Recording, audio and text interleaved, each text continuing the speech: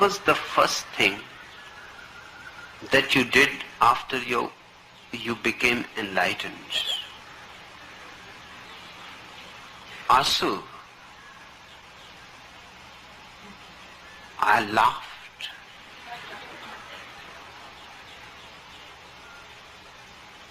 A real, uproarious laughter. Seeing the whole absurdity of trying to be enlightened. The whole thing is ridiculous. Because we are born enlightened. And to try for something that is already the case is the most absurd thing. If you already have it, you cannot achieve it. Only those things can be achieved which you don't have, which are not intrinsic part to your being. But enlightenment is your very nature. And I had struggled for it for many lives. It has been the only target for many, many lives. And I had done everything that is possible to do to attain it. And I had always failed. It was bound to be so. Because it cannot be an attainment.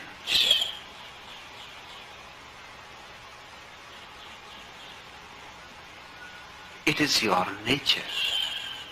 So how it can be your attainment? It cannot be made an ambition. Mind is ambitious. Ambitious for money, for power, for prestige. And then one day, when it gets fed up with all these extrovert activities, it becomes ambitious for enlightenment, for liberation, for nirvana, for God. But the same ambition has come back. Only the object has changed. First the object was outside, now the object is inside. But your attitude, your approach has not changed. You are the same person, in the same rut, in the same routine.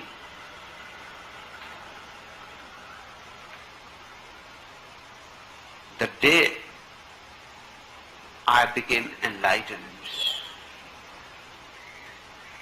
simply means the day I realized that there is nothing to achieve. There is nowhere to go. There is nothing to be done. We are already divine and we are already perfect. As we are. No improvement is needed. No improvement at all. God never creates anybody imperfect.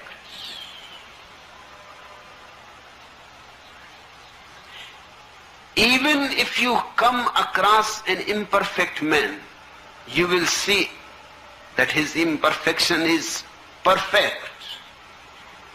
God never creates any imperfect thing.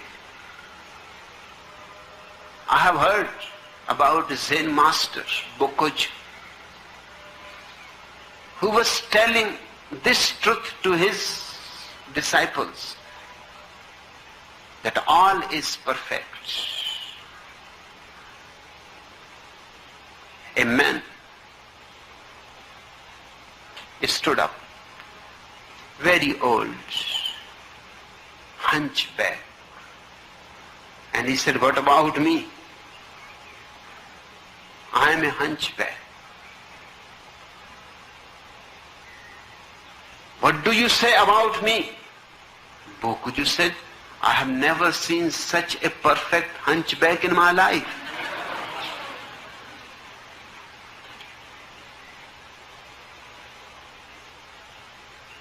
When I say the day I achieved enlightenment, I am using wrong language because there is no other language. Because our language is created by us. It consists of the words achievement, attainment, goals, improvement, progress, evolution. Our languages are not created by the enlightened people. And in fact, they cannot create it even if they want to create. Because enlightenment happens in silence.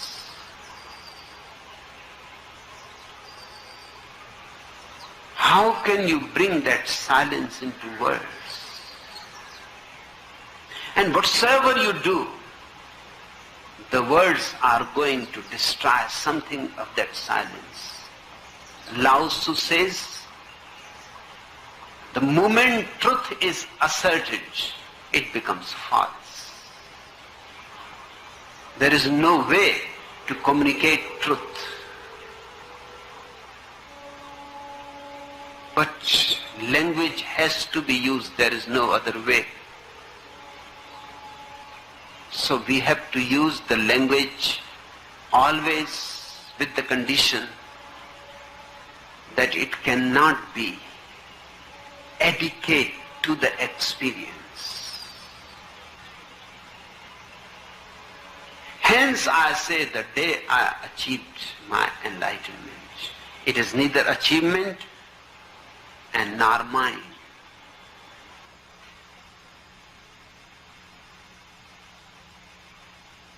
Yes, it happens like that. Out of nowhere, suddenly the darkness, suddenly the light. And you cannot do anything, you can just watch.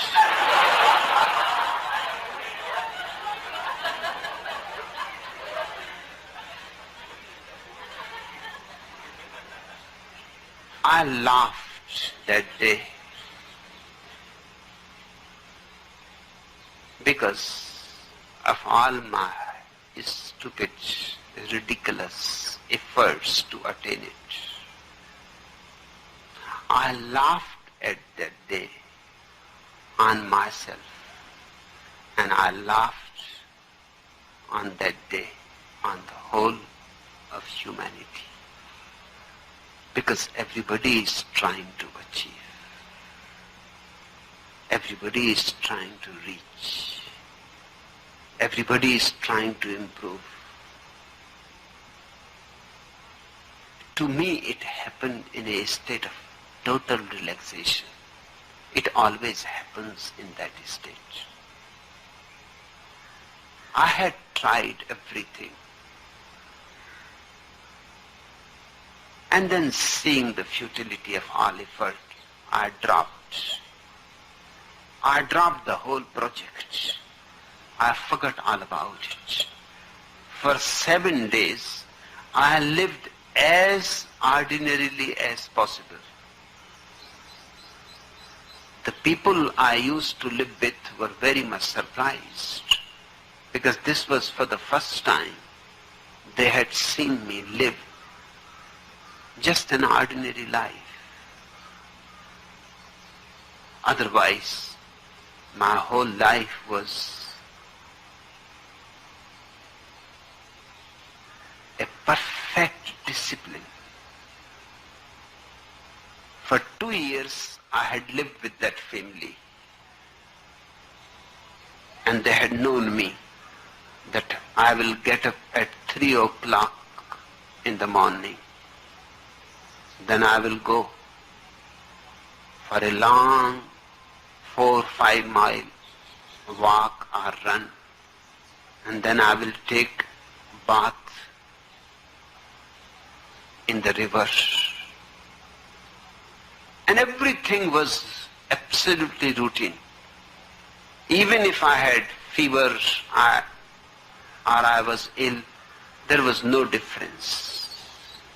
I will simply go on doing the same way. They had known me to sit in meditation for hours. Up to that day, I had not eaten many things. I will not drink tea, coffee. I had a strict discipline for what to eat, what not to eat.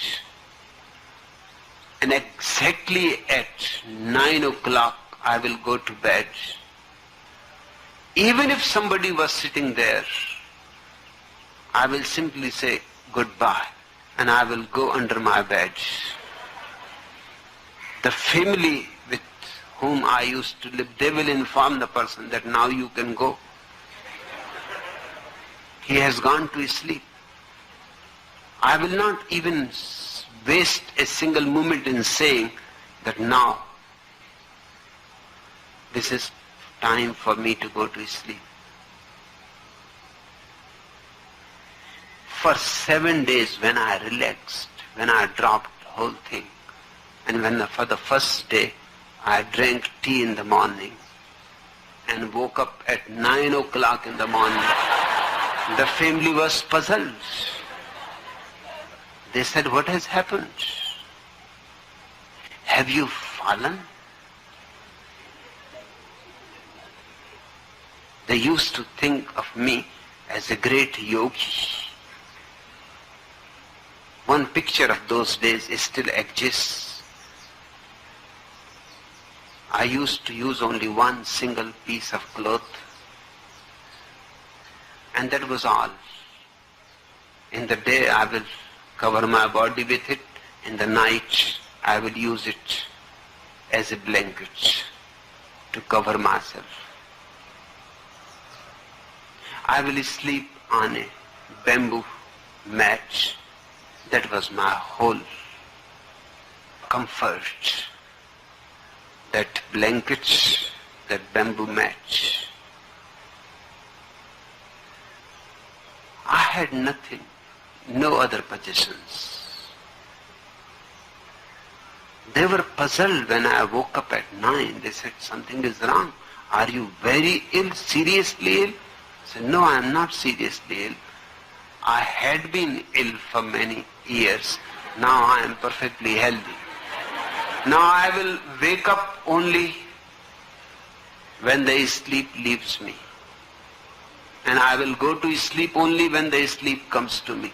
I am no more going to be a slave to the clock. And I will eat whatsoever my body feels like eating. And I will drink whatsoever I feel like drinking." They could not believe. They said, "Can you drink even beer?" I said, "Bring it." That was the first day I tasted beer. They could not believe their eyes. They said, "You have completely gone down. You have completely become unspiritual. What are you doing?" I said, "Enough is enough." And 7 days I completely forgot of the whole project. And I forgot it forever. And the 7th day it happened. It happened just out of nowhere. Suddenly all was light. And I was not doing anything. I was just sitting under a tree, resting, enjoying. And when I laughed, the gardener heard the laughter He used to think that I am a little bit crazy. But he had never seen me laugh in that way. He came running. He said, "What is the matter?" I said, "You don't be worried. You know I am crazy. Now I am gone completely crazy. I am laughing at myself. You don't feel offended. You just go to sleep." You asked me, Asu, what it was that you did. The first thing after your enlightenment, laughter, and that's the thing that I have been doing since then. I cannot laugh before you while telling jokes, because that destroys the jokes. But I laugh through you.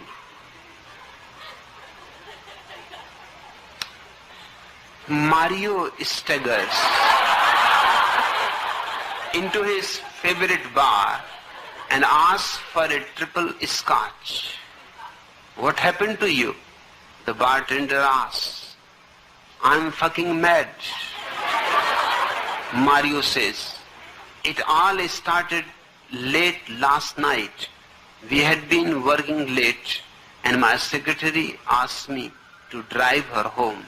When I turned on the ignition of my car, the key snapped off in my hand." That would sure piss me off," said the bartender. "No, that did not get me mad," said Mario. "We just took a cab, went up to her apartment, and ate a little snack she prepared. Then she asked me if I would like to lie down with her a while. And then," asked the enthralled bartender, "well," continued Mario, "as I unzipped my trousers, my bloody flag got jammed and I could not get my pants off." "Wow, that would really get me mad," exclaimed the bartender. "Nah, that did not get me mad. We got into it soon enough, and there we were going at it good and strong, when all of a sudden there was a key in the latch. 'Quick,' she said, 'it must be my husband. Hide.' Now that is a real piss off," said the bartender. "No," said Mario, "that is not what made me mad. I had to hide fast in the cupboard, and under the bed were obvious places, so I hung by my fingers out of the window." "And then," said the bartender. "Well, the husband bursts in and yells, 'Where is that son of bitch hiding?' And without waiting for an answer, he looks under the bed and in the cupboard, and then he looks out of the window and sees me hanging by my fingers there with no clothes on.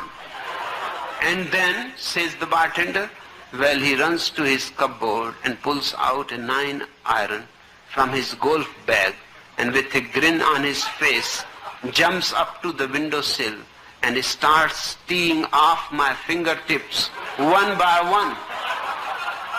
"Jesus Christ, no wonder you are mad," says the bartender. "No, that is not why I am mad," says Mario. "It was only when he got down to the last finger that I looked down and realized that I was only 12 inches off the ground. That's why I am mad."